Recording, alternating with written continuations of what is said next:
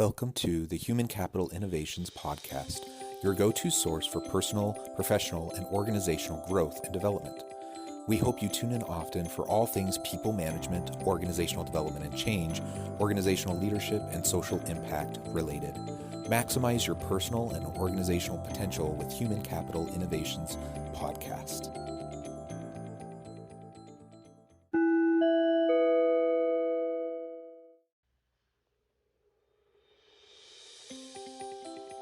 Welcome to the Human Capital Innovations Podcast.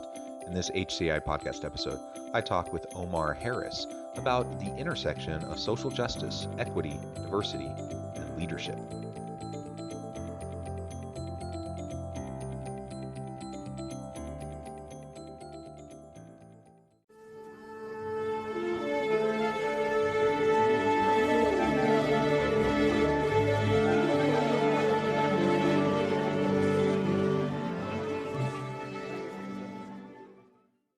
Omar Harris, welcome back to the Human Capital Innovations Podcast. It's great to be back, Jonathan. It's a pleasure. Yeah, it's always a fun opportunity to have these conversations, and both of us have a lot of passion around the topics that we're going to be exploring today. We're going to focus on the intersection of social justice, equity, diversity, and leadership, what that really means, how we can do it better within our organizations, within our teams, and specifically talk a little bit about Jedi leadership, something that that you focus on a lot in your work. I think it's an interesting and compelling take and framing on leadership.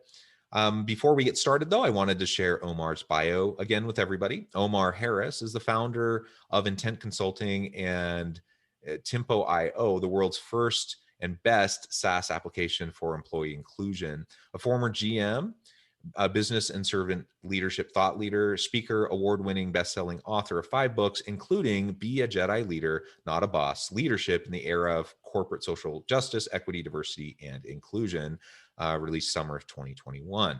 The Servant Leaders Manifesto in 2020, The Leaderboard, The DNA of High Performance Teams in 2019. With 20 plus years of global pharmaceutical executive experience building teams, Omar has worked on 4 continents, the US, Middle East, Asia, and Latin America, for Pfizer, Merck, Schering-Plough, and more. As a Gallup certified strengths coach, motivational speaker, entrepreneur, and Florida A&M University alumni, Harris is passionate about leading teams, high performance coaching, and inspiring future leaders of today and tomorrow to adopt the servant leader mindset and stop toxic leadership behaviors. Amen to all of that.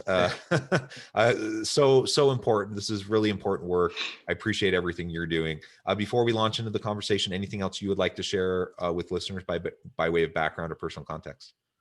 No, I'm just a regular guy from Pittsburgh who's had some, phenomenal opportunities to live outside the U.S. and kind of shift my perspective, and really happy to be able to find kind of my niche and be able to contribute in whatever way I can to people's journeys, especially your listeners on this podcast. So happy to connect and have this conversation today.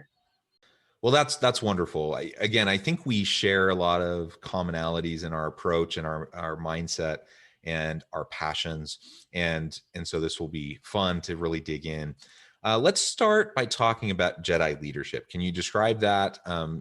Something you lay out and talk about in your recent book. And then we can get a little bit more into specifically the social justice, equity, diversity, and leadership aspects and talk about the intersections of all of those. Perfect. So Jedi leadership is not an acronym that I created. It was something that I stumbled upon last summer. But it's ironic because I had written a kind of a throwaway comment in the Servant Leaders Manifesto where I kind of stated that leaders needed to be Jedis, not bosses. And this is before I ever even was aware of the acronym of what Jedi meant in the space of justice, equity, diversity, and inclusion. So it was kind of an interesting coincidence that actually I'd written that line and actually then learned a lot more about the Jedi work that was going on. And there's a lot of acronyms for this. I mean, you have, DEI and B, you have all these different acronyms, alphabet soup going around as everyone tries to put their different spin on this. But for me, what Jedi leadership is really all about is ultimately businesses finally stepping into and meeting the moment and stepping up to the plate and doing what they originally should have been doing all along, which is not only providing value for shareholders, but also enhancing the lives of employees, customers, communities, and the environment as they do this at the same time. So I have to. Yeah, well, no, that's perfect. And yeah, it's a super interesting kind of framing, and it's an important idea as we move into the social justice, equity, diversity, and leadership space. Like you said, the alphabet soup. Regardless of what we decide we really want to call it, these are all important topics, things that we have to continue to explore and figure out how to do better within our organizations and within our teams. So Yeah. let's talk now a little bit more specifically about that intersection, the Right. intersectionality of these different components. Why is it important to recognize that? How do we leverage that understanding to make a difference within our organizations? Well, I think an important aspect of this is that the Jedi work is being seen as an outcome and not as a strategy to achieve an outcome. And my take on this is that if you want to achieve the goals of stakeholder capitalism, which are those goals to add value to more stakeholders, how are you going to do that? Well, Jedi is a great way. Leading into Jedi principles, it just happens to be a great way to add that value and actually achieve the goals of stakeholder capitalism. So for me, it's a connection point that I found when I was doing my research and doing my learning about the space. Is like these two things are intrinsically connected. How are you going to actually provide more value to employees if you're not eradicating injustices, eliminating inequities, expanding diversity, and enhancing inclusion for these employees? How are you going to do the same for communities, customers, and the environment if you're not leveraging the JEDI acronym and actually really wading into the space to understand what are the injustices happening to the environment right now? For example, environmental injustice is a gigantic issue because disenfranchised communities are the ones getting the biggest brunt of our environmental problems that we have today. So, every one of these things you can go down a list, and I point out in the book the injustices that need to be eliminated, the inequities for communities, customers, environment. So that's what the book is really about: is making that clear connection between how leading into Jedi principles is a very clear and direct pathway to improving the outcomes for the stakeholders that we're talking about when we talk about stakeholder capitalism. Yeah, excellent, excellent. And I know one of the things that you focus on in your work is kind of shifting the mindset and the approach of what often we refer to as servant leadership. And how do we go about shifting, and why is it important, perhaps, to shift a servant leadership approach towards a Jedi leadership approach? So, I mean, basically, I've talked about this before. It's servant leadership it has to be implemented. Basically, it's not a nice to have anymore. It is the path in order for us to reorient organizations back towards the value creators. So, servant leadership really takes care of two of the five stakeholders. It really helps you really re-engage with employees who are most engaged with the customers. So, with servant leadership, you get not even 40% of the way there. You get like 35% of the way there when you have that reorientation towards your employees and towards your customers. When you elevate the game towards Jedi leadership and you start thinking about injustices and equities, capitalizing on diversity and increasing inclusion, then you get to expand the pie from servant leadership and take that bridge that servant leadership gave you. And now you're talking about, okay, now what about the community? What about the environment? What can we do there as well? And really leveraging the platform of business to take on these bigger and bigger challenges because it's our responsibility. We're causing the problem. So therefore we have a responsibility to step up, meet the moment, and solve the problems as well. Yeah, absolutely. And it is true. Like we are the cause. All these negative externalities of capitalism and organizations. And it's not to say that anyone is like out to get anybody. Nobody, I don't think anyone's out to exploit the environment or exploit employees or customers. And I think people are generally good people who want to do right by others. And I think most Right. organizations want to try to ultimately do well by their communities and by their customers. But the reality is the pressures that we face create these systems of either oppression or exploitation, or just simply incentivizing actions, behaviors, approaches that aren't meeting the needs of all of the stakeholders. Like we tend to sacrifice the needs of some stakeholders for the shareholders, for example. And the idea is, yeah, let's look at all stakeholders. Let's look at the importance that everyone plays. And I think that's really important. I like the way you frame it, looking at, servant leadership is still important, but it can only get us so far. And so we can start to focus on some of these other aspects, and that will get us the rest of the way, or at least closer to where we want to be. Yeah, go ahead. Servant leadership by itself does not make you a stakeholder capitalist. You can still be very much a shareholder capitalist to be a servant leader. And so that's what the realization I had was, okay, we need to kind of raise the bar a bit more.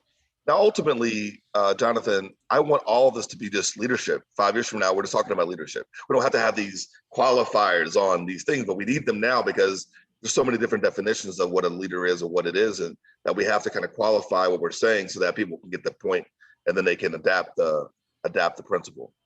Yeah. Very good point. Very good point. So let's talk a little bit more about specifically how Jedi leadership can help to improve diversity transformations within organizations. Right. So basically, I think that this has been a long journey. It started off with diversity. So basically recognition in corporations that having different thought processes, different backgrounds, different perspectives around the table was positive. I think it was kind of like not a proactive action by business. It was kind of a reaction to the changing demographics of the workforce that were happening underneath senior leadership. So they realized that, we're hiring different people. How do we start to capitalize on this? And it basically it was all about kind of that. It was kind of taking the problem with diversity, kind of, if you say diversity 1.0, problem with diversity 1.0 was it was about bringing all these disparate backgrounds together and then making them fit into a uniform structure, which is a traditional hierarchy. So we're going to squeeze the difference out of you and make you conform to whatever our culture, values, and what we're trying to do in this organization are. And so they actually were not extracting value from diversity. They were bringing diversity in and then not actually leveraging it, which is like the first 10 or 15 years of diversity work was trying to convince CEOs that there's more that can be done here for the differences that we have in the organization. And when they started leading in and listening to the difference in the organization, they realized, everyone doesn't see the world the same way with how people are being treated, the pay gap, gender pay gap, or different benefits. If you talk about, belonging, that different people, different groups require different things to feel a sense of belonging in the workplace. And then it wasn't until last year, till the social justice protests, where people added that important J. And I talk all the time about, is the J really important for corporations to lean into? It's fundamental, because forget about thinking about the communities and the country. Just think about injustices that are happening on your own turf inside of your company right now.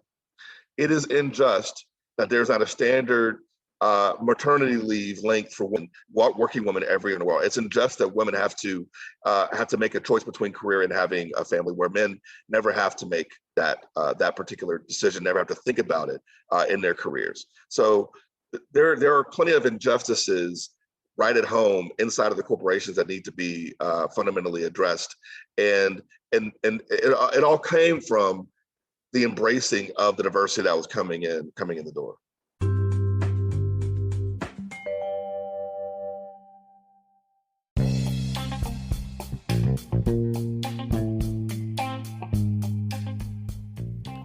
I'm excited to announce the publication of my new book from HCI Press, The Alchemy of Truly Remarkable Leadership: Ordinary, Everyday Actions that Produce Extraordinary Results. Consider how the nature of work has shifted over the past 50 years. With increased globalization, rapid technological advancement, and the shift in economic composition, the average job of today looks very different than the average job of 50 years ago. What will the jobs and organizations of tomorrow look like? Moreover, what does this all mean for organizational leaders?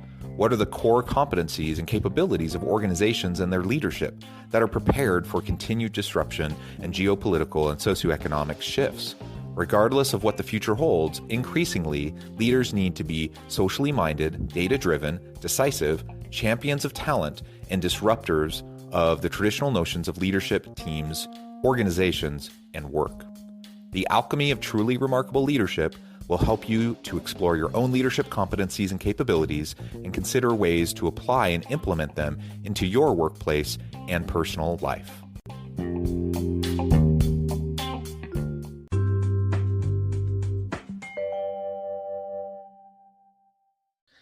Yeah, I think that's really important to recognize. The context of this past year has been really interesting, hasn't it? The George Floyd moment and kind of a social reckoning, I think that's happened throughout much of the country. Lots of political strife, and we're just in such a divisive place as a country. It's led to a lot of dialogues. Unfortunately, not as many healthy dialogues as probably we need, but certainly it's increased, the amount of conversation. And I know that just what was it, just yesterday, 2 days ago, maybe, that the Congress passed the Juneteenth national holiday, which is a good step. Unanimous in the Senate, close to unanimous in the House. I'm not sure how anyone can vote against that, but there were 14 people who did, but whatever. But we're I think there is some progress. We are making some positive movement, but it has just highlighted and illustrated that there's so much more work to be done. We're not there yet. And to your point a few minutes ago, that organizations thankfully have come a long way in getting past just this whole idea of getting diversity, in terms of how people look, for example, racial, ethnic diversity, gender diversity in the workforce, now moving more into to the equity components, the inclusivity and belonging components. All of that, I think has been a positive evolution as we try to get into what really matters, what's at the core of what we're trying to accomplish with all of these efforts. And it's not just getting, more opportunity for people from all backgrounds. That certainly is a big part of it, but it's also like truly helping everyone to feel genuine belonging where they're at, and that everyone has an opportunity to contribute and fully be there as their authentic self in their workspace. That's so important. That's important for organizations to thrive in today's world. It's also important for individuals, to find meaning and fulfillment and purpose, and to feel valued in their organizations. Exactly. And the other way that I position this is that Jedi issues are going to be the biggest business risk that we face. So think of yourself as a shareholder, investor, whatnot. If you have two companies, one company is tackling the problems internally that deal with ESG, let's say environmental, social, and governance, and they have Jedi leadership, they have DEI lead, and they're actually systematically working through and making the workplace better. These investors will know that eventually the internal work will create positive externalities in terms of customer excellence, community outreach, environmental sustainability. So they're going to get their returns versus a company that is doing none of that work, focusing purely on profits, still denigrating the environment. They have tremendous turnover in terms of people who come in the door, don't stay very, very long. So they have a talent drain because they're not dealing with these issues inherent with inequities, with not actually capitalizing on diversity and inclusion, and they're not dealing with the injustices that their operations have created. Those companies are going to be worse business investments in the future. And this is why companies like BlackRock and Larry Fink and all these people are coming in and saying, listen, this stuff is not just soft leadership stuff. This is fundamentally about business risk. What creates a riskier environment? And so that's why in the book, I lay out a very clear framework called the Jedi Restoration System that is built off of my experience working as a general manager and dealing with compliance frameworks that we had to implement for our organizations and treating it the exact same way. Jedi work is continuous systemic work. It's not a project. It's not a donation to the United Negro College Fund. It's not a commercial on television. It is fundamentally looking at your people, products, and processes through the lens of injustice, inequity, diversity, and inclusion, and then then constantly initiating new operating procedures that are consistently and constantly enhancing the environment for the employee first off, because so they can then do their work in terms of dealing with the community, dealing with the customers, creating solutions that are sustainable, and that will lead to lower risk for shareholders and better returns for everyone involved. So I look at it fundamentally as this is really Yeah. about hard business.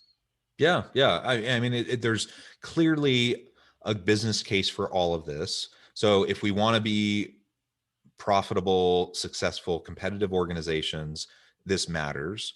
And then there's clearly a human case for all of this, and a moral, ethical case for it. That it's just the right Yeah. thing to do. It's the right thing to do for our people. It's the right thing to do for the planet. Ultimately, it's a win-win. It truly is, and should be perceived as a win-win-win all the way around.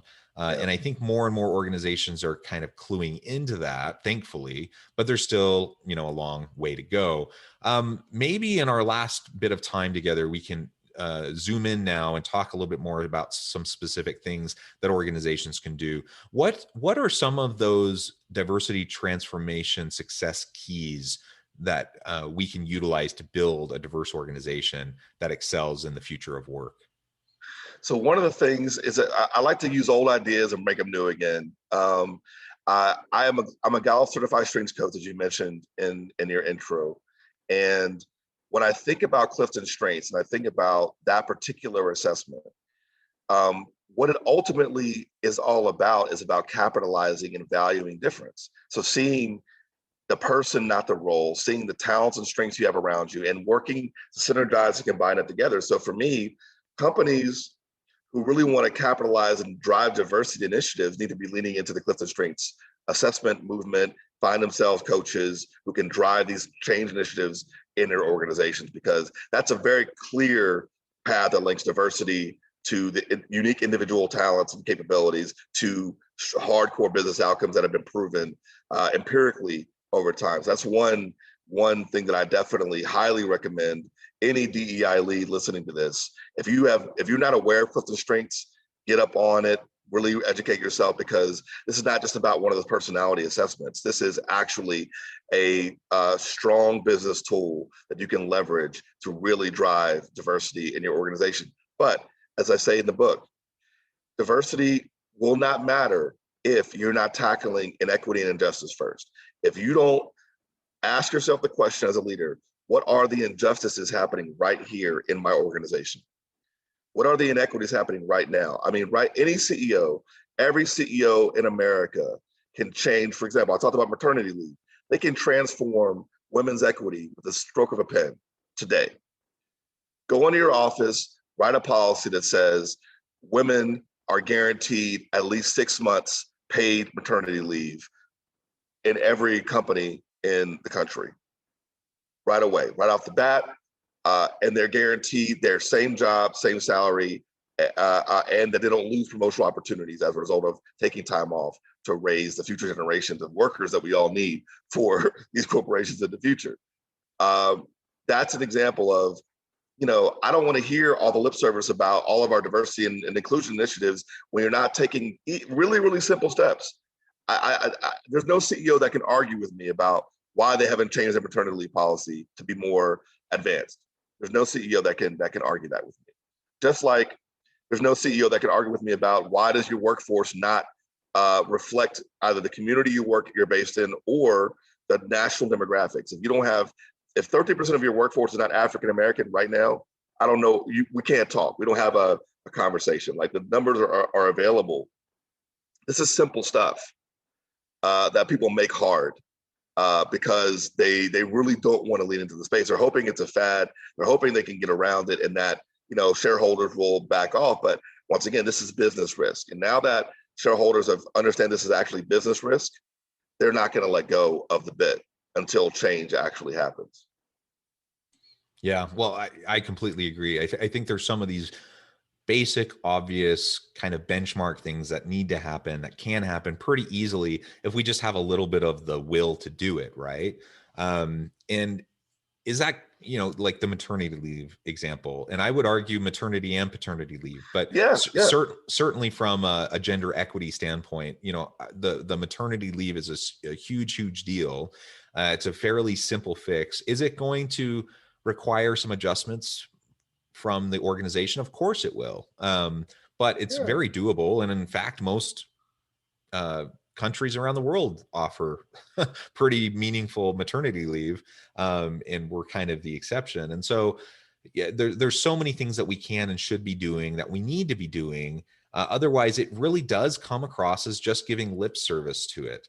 yeah, I'm yeah, glad that people are talking and having the conversations. I'm glad we're trying to deal with implicit biases and try to have more productive, inclusive cultures. All of that's important, but it's also where the rubber meets the road. Like, there are specific things that we can start doing today that will immediately make an impact.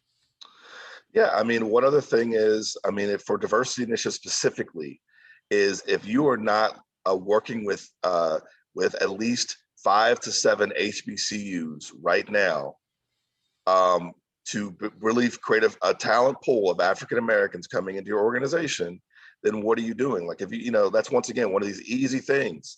Like, expand your recruiting pool. I know you may have your top 10 university list, but add 3 to 5 HBCUs to that list starting today, and Excellent. Yeah. work with the schools. If there's issues in terms of making it fit for your organization, come down and do the work with the schools and promote programs that are going to help you build the employees that you need for the future. And that will be something that you will get immediate returns in terms of highly qualified, diverse candidates coming into your organization who will add a lot of value to the business right off the bat. Yeah. Yeah. Absolutely. Well, Omar, it has been a real pleasure. It always is a pleasure talking with you about these really important issues. I appreciate your time and sharing your insights with listeners. Before we close today, I wanted to give you a chance to share with listeners how they can get connected with you, find out Yeah. more about your work, and then give us the final word on the topic for today. Will do. Well, first of all, I want to let you know that I gave you a blurb or a shout out in the book. Thank you for our earlier interview on the Servant Leaders Manifesto. So your name is in the book. So, Oh, that's so nice of you. But yeah, so you can find me on LinkedIn, Omar L. Harris, my website, www.omarlharris.com, are the best places. Amazon under Omar L. Harris to find the books. And I think the final word on this topic is really that is the sense of urgency we all have to have in order in changing our outlook on leadership. I think that for me, if I can do one thing with this book, which is to kind of make becoming a boss not so sexy anymore, and make becoming a real leader someone who leans in and leads with humility, will, and empathy, someone who sees people and sees problems and works diligently to solve them. If I can accomplish that with my collective work, but more particularly with this work, then I'll feel like I've done my job. I hope that your listeners come out and support it. And just so you also know that next Friday, when the book comes out, June 25th, the book comes out, my other two books, The Servant Leaders Manifesto and Leaderboard, will be free on Kindle for 5 days. So as I'm launching the Jedi book, my other two books will be free on ebook for you to download on Amazon for the next 5 days, from the 25th until the 29th of June. Perfect. Thank you so much, Omar. I really encourage listeners to reach out, get connected, find out more about what he can do for you. Check out the books, great resources. And as always, I hope everyone can stay healthy and safe, that you can find meaning and purpose at work each and every day. And I hope you have a great week.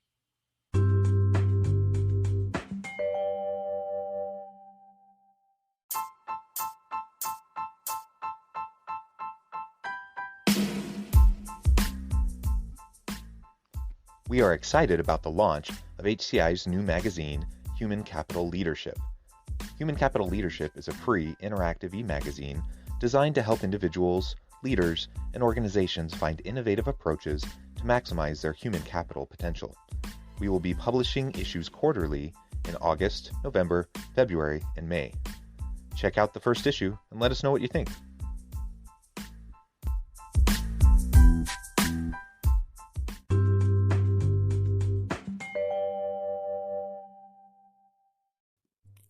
Thanks again for joining us for this episode of the Human Capital Innovations Podcast. I hope you stay healthy and safe and that you have a great week.